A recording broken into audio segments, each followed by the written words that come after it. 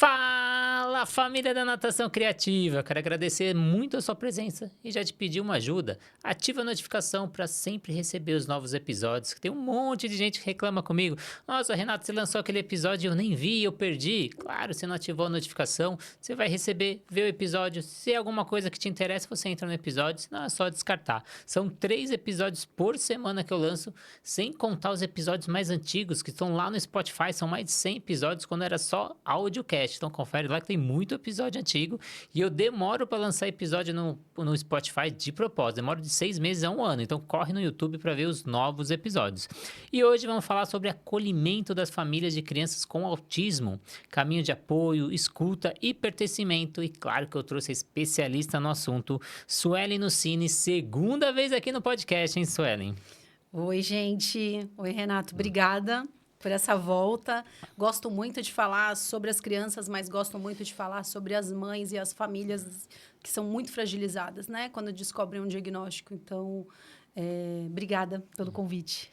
Estima-se que no Brasil são 17 milhões de deficientes. A gente não tem um número aproximado de crianças com TEA, porque o IBGE ainda não começou a abordar isso, mas estima-se que são mais de 2 milhões de crianças com TEA no Brasil.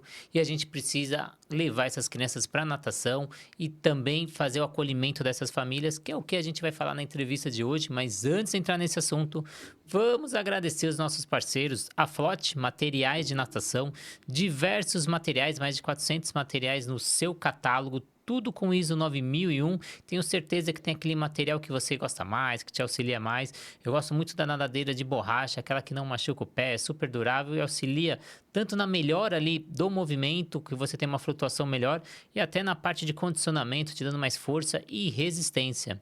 Sobrasa, Sociedade Brasileira de Salvamento Aquático, entre no site Sobrasa, preenche o formulário, vire voluntário, assim como eu sou, você vai receber o seu kit gratuito na sua casa, com diversos materiais, gibis, bonés, camiseta, e você começar a levar projetos para sua região, assim como eu levo. Plataforma Educar, com mais de 200 cursos para você estudar onde quiser, como quiser, quantas vezes quiser, tudo com certificado. O aplicativo da Swimtrack, que te auxilia no monitoramento do seu aluno, e você consegue ter o seu próprio aplicativo e o cliente final não percebe que é da Swimtrack, vai com o seu logo, com o seu nome, agregando valor, o preço de aproximadamente 1 ou 2 clientes seu, você agregando valor aí para o mercado.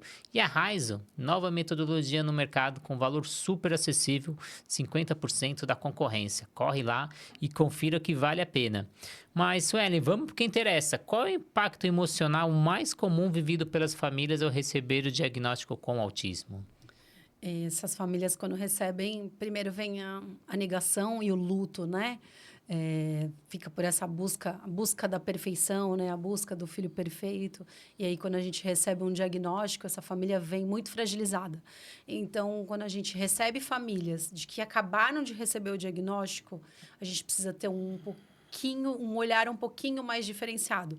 São famílias que a gente vai precisar acolher muito mais a família do que a criança, inicialmente. Eu costumo falar que, às vezes, as minhas terapias elas são muito mais voltadas para a mãe. Às vezes, só a mãe quer conversar do que propriamente a criança.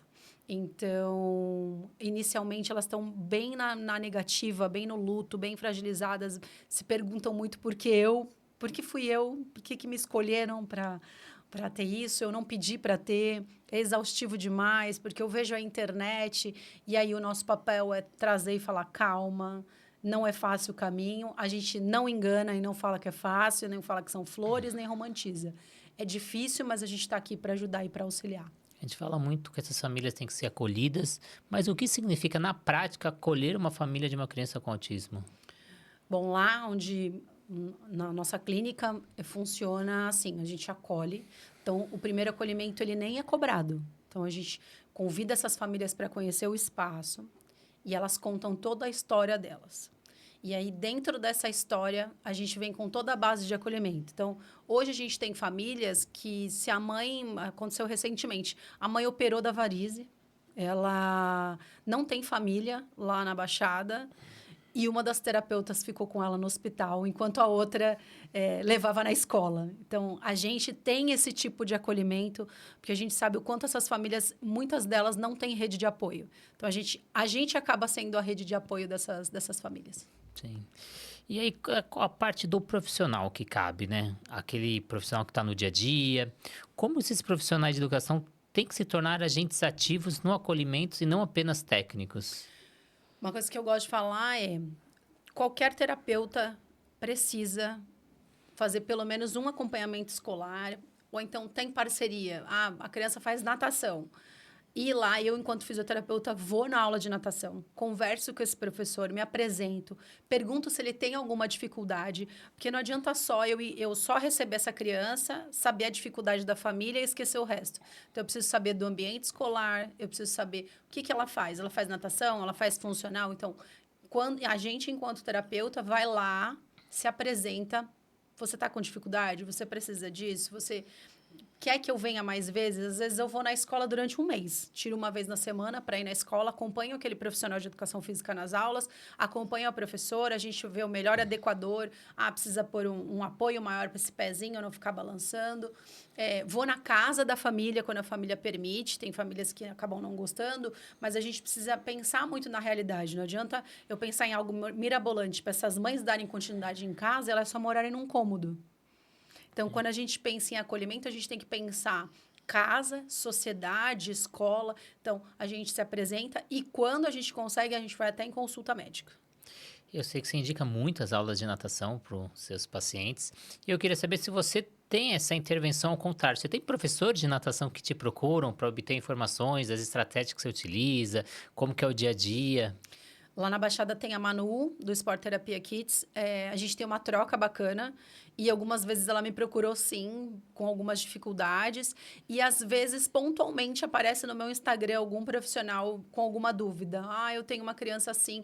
Eu dou algumas palestras em ligas acadêmicas, quando eles me convidam. E muitos profissionais acabam tirando dúvidas ali. Aí eles falam, ah, eu sou professor de educação física, dou aula de natação, ou dou funcional, e eu tenho uma criança assim, assim.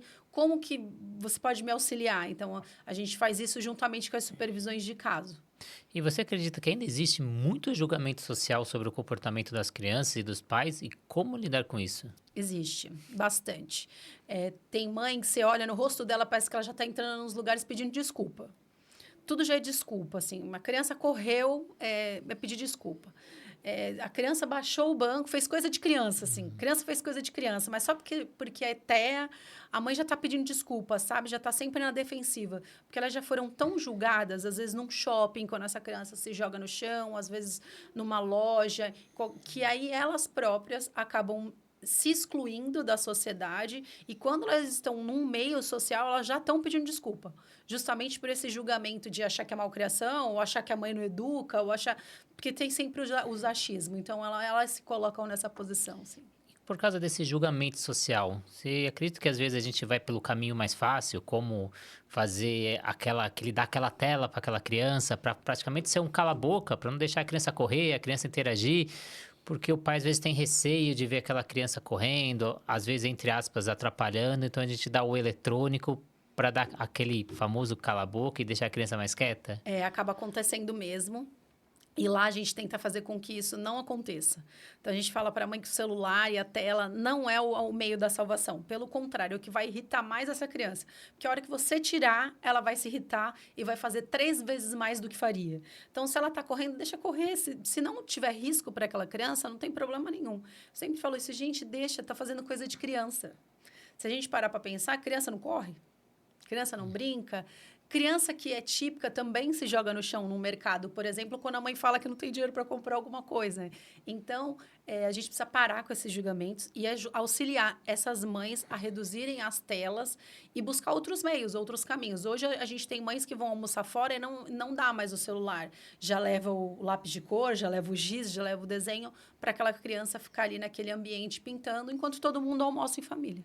E quais são os primeiros passos que uma família pode dar para se fortalecer emocionalmente e buscar apoio? Eu gosto sempre de falar que as famílias, não só as crianças, a mãe e os familiares precisam de terapia. Hoje em dia, algumas universidades acabam fazendo algumas terapias, em grupo, gratuitas até, então a gente acaba indicando. Se a mãe tem um plano de saúde que cobre, a gente indica a terapia.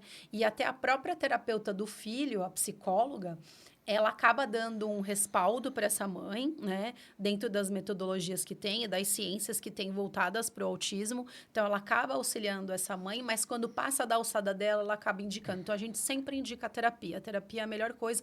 Ou a gente costuma fazer rodas de conversa de mães. Então, sempre um chá da tarde, sempre alguma atividade que a gente faça, que essas mães conversem com outras mães. Então, a gente tem mães lá que são hoje muito mais esclarecidas, hoje lidam muito melhor com a situação, inclusive juridicamente falando, na parte burocrática, e aí a gente coloca essa mãe em contato com outras mães mais fragilizadas. E para quem é professor de natação, deve estar se perguntando como eu faço esse acolhimento nessa primeira aula, quando essa família está chegando, esse aluno está chegando. Tem alguma dica aí imprescindível? Eu sempre falo que há conversa, né? O olho no olho. O que você está precisando, ou o que você espera das aulas de natação, por exemplo.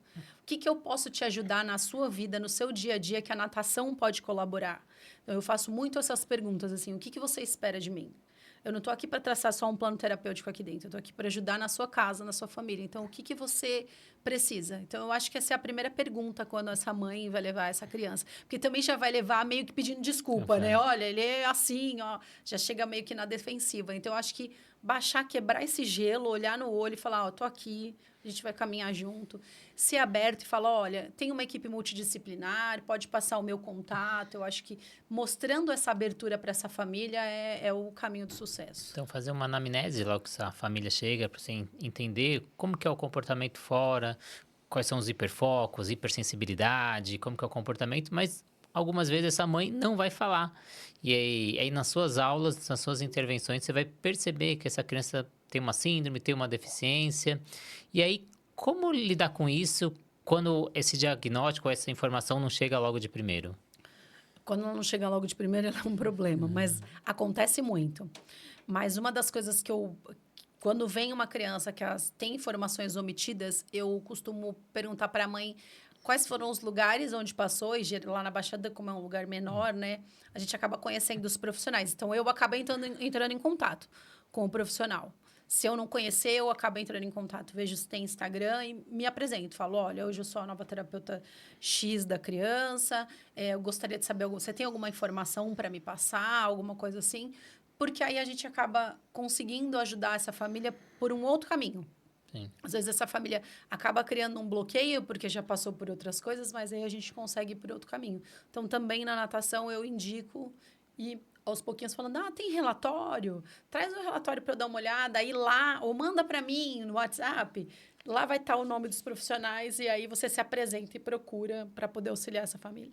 Como você disse, às vezes a informação não vem por bloqueio ou às vezes por dificuldade dessa família. Então, muitos profissionais falam, mas a mãe não fala, o pai não fala.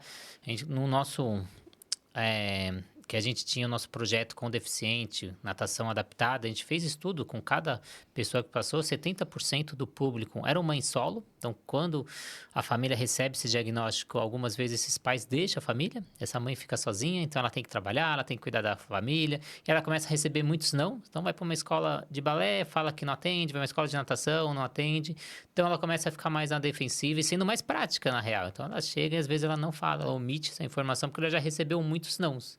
Então, ela precisa desse acolhimento, ela precisa desse suporte. Então, às vezes, ela não fala. E aí, profissional, se você consegue perceber que essa criança tem uma síndrome, se a criança tem uma deficiência, você não espere um pedaço de papel para começar a sua intervenção. Você já percebeu, você já sabe as atitudes que você tem que tomar, quais são as ações. Então, vai trabalhando até essa família estar preparada para receber e perceber que você já está atuando. Então, ela vai se sentir mais amparada, com um vínculo, e depois, aos poucos, ela vai te informando. Então, não precisa de um pedaço de papel para você começar a sua intervenção. E aí, como o acolhimento do familiar pode impactar diretamente o desenvolvimento dessa criança? A partir do momento que a família aceita e essa família acaba trabalhando em parceria mesmo com a gente, tudo melhora. Sim. Porque aí a gente começa a dar certas dicas e ajudas para eles trabalharem em casa. Então, tirar dessa tela excessiva. Às vezes, a gente manda o profissional lá com o pessoal da clínica, ou até mesmo ou vou eu, ou vou a minha parceira, que é a fonoaudióloga, a Luísa, na casa da pessoa. Então, a gente vai, observa todos aqueles déficits e tudo que aquela família precisa. Às vezes, a família inteira precisa de socorro. Às vezes, só um comer na mesa, todo mundo junto, já faz a diferença. Então, quando a gente consegue essa parceria, a gente consegue essa melhora. Então, comer na mesa junto, às vezes, aquela criança come separado, ou ela come primeiro, ou ela come depois. Então, como que a gente faz para trazer essa criança para a mesa?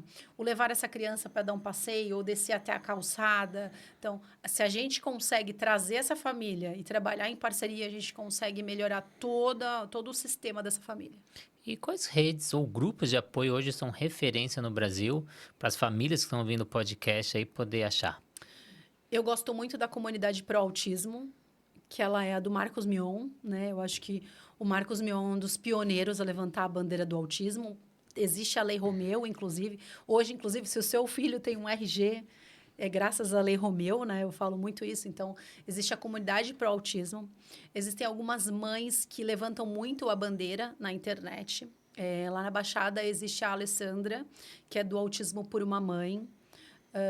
Tem a Casa da Mãe Atípica. Existe a Andrea Werner. Eu acho que elas são referências para buscar ajuda. Porque, além delas levantarem a bandeira do autismo, elas vivem o autismo dentro da casa delas. Porque uma coisa é eu estudar o autismo e ir para minha casa. Eu falo que a inclusão... Eu vivo a inclusão. Então, se eu for numa padaria e tiver uma moto parada numa vaga de deficiente, eu vou falar, porque eu vivo o autismo. Mas outra coisa é você ter uma criança autista em casa. Então, todas essas pessoas, elas vivem 24 horas o autismo. Então, elas são referência para mim nessa área. E para quem é professor, trabalha em grupo, seja natação, seja o esporte que for, como incluir essas crianças nas aulas e até incluir para as outras crianças que estão na turma? Eu falo que tudo é adaptável, né? Tudo a gente consegue adaptar. A gente precisa pensar, primeiro conhecer essa criança e saber o que desorganiza essa criança e o que melhora essa criança. E aí, ir introduzindo essa criança aos poucos nas atividades. Por exemplo, na natação. A natação, a gente acaba tendo um olhar mais diferenciado por ser um meio aquático, né? Mas ele acaba sendo mais lúdico e mais prazeroso. Então, mesmo ela entrando numa turma referente a ser típica, eu vou introduzindo essa criança aos poucos. Eu conversando muito com a Manuela lá na Baixada, é claro que existem alguns níveis de suporte que a gente precisa ter um olhar mais diferenciado. Mas crianças de níveis de suporte 1, a gente consegue colocar em turmas típicas. É claro que esse profissional precisa ter um olhar mais diferenciado, porque eu falo que as crianças em níveis de suporte 1, elas são mais difíceis do que as 3, porque além delas serem verbais, delas falarem, elas têm uma personalidade fortíssima. E muitas vezes eu falo que não é TEA, não, é a personalidade forte que elas têm. Então, ele precisa pensar numa atividade onde eu consiga incluir essa criança e não só segregar a atividade. Deixa eu pensar. Atividades de circuito que existem na água. Nunca deixar ele por último e nem deixar ele em primeiro. Deixa ele ali no meio. Deixa ele ali no meio da turma e incentiva com que a turma faça os movimentos junto com ele. E eles gostam muito de trabalhar por imitação. Então, se eles criarem vínculo com uma turma, onde a turma leve eles acabam trabalhando por imitação e acaba vindo um movimento espontâneo. Então, essa inclusão tem um processo para a gente executar. Então, a gente faz a segregação, que é ainda esse trabalho individual, quando essa criança está ali com as regras, com o ambiente, está adaptada, e aí a gente faz a integração. A integração é quando a gente vem com a atividade, uma para uma criança e outra para as outras crianças. Então, ele está junto no grupo, só que fazendo atividades ou adaptando essa atividade até chegar no momento que ele está fazendo a inclusão. É a mesma atividade para todo mundo. Às vezes a gente acha que está fazendo a inclusão só de estar colocando aquela pessoa dentro do grupo, mas às vezes a gente está fazendo a integração, porque as atividades são diferentes. Então tem um processo, tem criança que já vai entrar na integração direto, tem criança que já vai entrar na inclusão, tem criança que vai primeiro para segregação para depois ir, ou às vezes vai ter o regresso, né? Ela tá na segregação, foi para integração, voltou para segregação.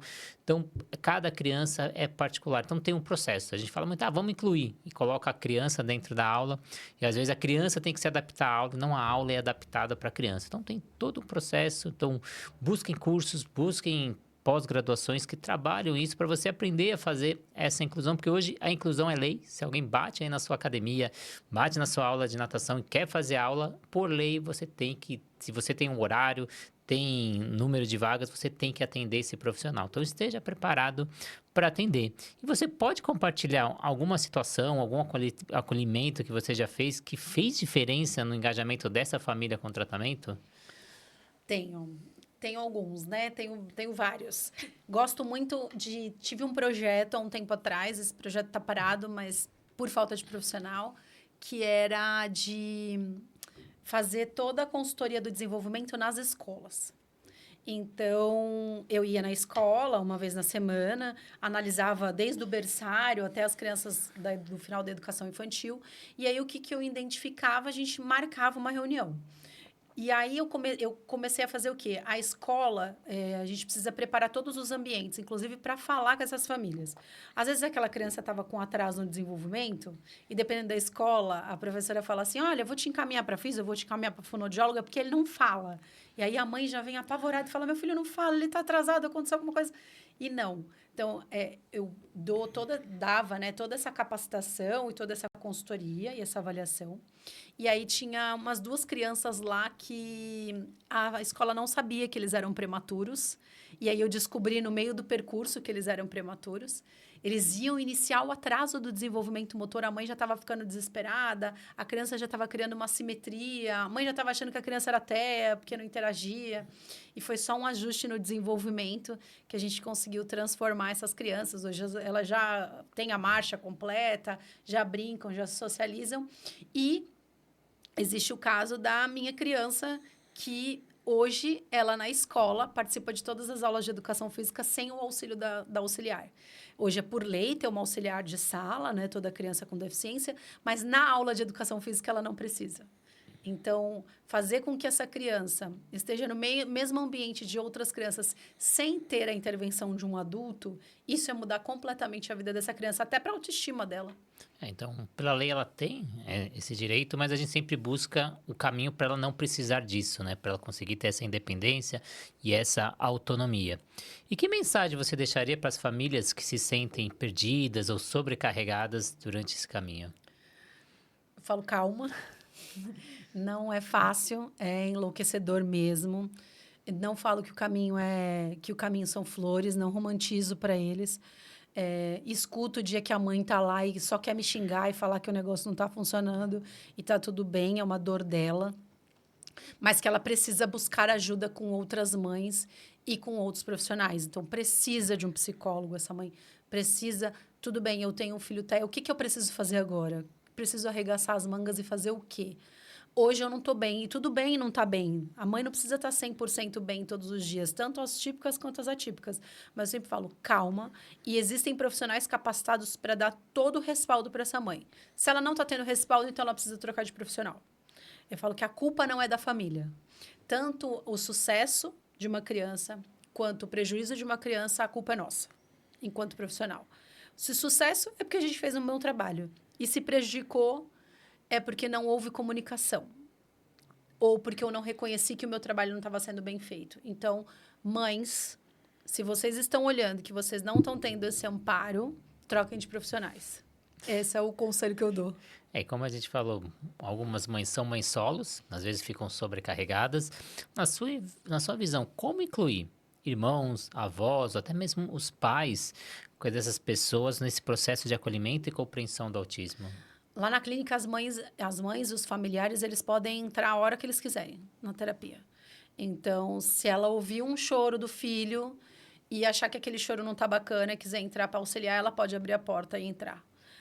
A gente pede, às vezes... Porque muitas crianças têm irmãos, mas eles acabam fazendo terapia no horário que o irmão está na escola. Então, quando a escola do irmão acaba entrando em férias, a gente pede para o irmão ir. Ou a gente pede que essa mãe leve esse irmão em algum momento lá, primo, para a gente poder fazer essa inclusão. E muitas mães e familiares não sabem brincar com aquela criança. Então, a partir do momento que eles vão até o nosso encontro e a gente consegue promover isso, a gente ensina essa família a brincar. E a partir do momento que essa família brinca, essa família interage, essa mãe melhora o seu humor, melhora a autoestima. E aí manda vídeo e fala: olha, hoje ele fez isso porque eu fiz isso. Então, a gente trabalha muito assim. Então, as mães, os familiares, eles podem entrar. Essas mães que não têm rede de apoio em casa, que foi aquilo que você falou, infelizmente, quando acabam descobrindo o diagnóstico, esses pais acabam saindo e vem toda essa negação, a gente acaba tentando auxiliar ao máximo numa rede de apoio. E eu falo que o bacana das mães de autistas é que elas se tornam uma rede. Então, se tem alguma mãe lá, principalmente no nosso espaço, se tem alguma mãe lá que está com falta de rede de apoio, com certeza tem uma outra mãe para ajudar. Nisso, elas são muito solidárias, assim. Eu falo que o coração dessas mães, eles são gigantescos. Elas são boas tanto de briga quanto de acolhimento. Então, lá pode entrar à vontade para a gente fazer essa integração. E quem quiser saber mais sobre a Suelen, onde acha, quais são os seus projetos, conta um pouco para o nosso público. Bom, tem o meu Instagram, @doutora Suelen Nucini. Ainda tem alguns projetos para sair do forno, questão de formação e capacitação, mas eu já dou mentoria para profissional, já dou supervisão de casos. Tem profissionais, às vezes, que estão perdidos com o caso de uma criança, e aí me procuram, a gente senta, faz toda uma avaliação, eles me mandam um vídeo, e aí a gente consegue o sucesso da terapia. Eu falo que muitos depois caminham sozinhos com sucesso. E eu tenho um quadro que se chama Calma Mamãe. Esse quadro está bem no início, é onde a gente desmistifica e acolhe mesmo essas mães que precisam de ajuda e gritam por socorro. E no Cine com 2 Cs, né? No Cine com 2 Cs. Para quem for procurar. Então, muito obrigado, Suelen, muito obrigado mesmo. Obrigado para vocês aí do outro lado. Obrigado aos nossos parceiros que auxiliam a gente nesse trajeto, levar informação de qualidade para vocês. A Flote, materiais de natação, que te auxilia no dia a dia. Então, para você que dá aula de natação, tenho certeza que você utiliza esses materiais. Eu utilizo muito materiais coloridos, de EVA, para fazer o pareamento. Fundamental com alunos com TEA. A gente tem a Sobrasa, a Sociedade Brasileira de Salvamento Aquático, que visa a redução no número de casos de afogamento. O site da Sobrasa com diversos dados, acessa sobrasa.org, além de cursos gratuitos. Plataforma Educar, para você estudar onde quiser, como quiser, quantas vezes quiser, tudo com certificado. E o aplicativo da SwimTrack, que te auxilia no monitoramento do seu aluno. E a metodologia Raizo, que vem uma metodologia nova no mercado, trabalhando gamificação para te auxiliar para aumentar a vida útil do seu aluno. Então, muito obrigado a todos os parceiros, obrigado a vocês aí do outro lado, compartilhe essa entrevista, tenho certeza que tem uma família que precisa ouvir isso, ativa a notificação e, claro, segue o nosso canal. Suelen, muito obrigado mais uma vez. Eu que agradeço, Renato. E eu gosto de falar muito para as mães, não desistam, o caminho é longo, mas quando a gente consegue trabalhar, o sucesso vem junto. Então, muito obrigado. Muito obrigado a vocês aí do outro lado e até a próxima entrevista.